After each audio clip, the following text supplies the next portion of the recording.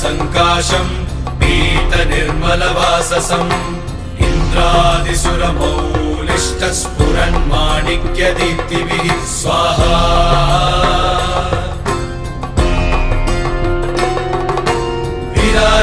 विराजितपदद्वन्द्वम् शङ्खचक्रादिहेतिभिः गरुत्मता च विनयात् स्तूयमानम् मुदान्वितम् स्वाहा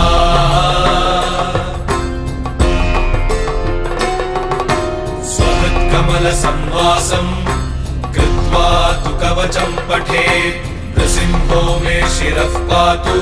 लोकरक्षार्थसम्भवः स्वाहा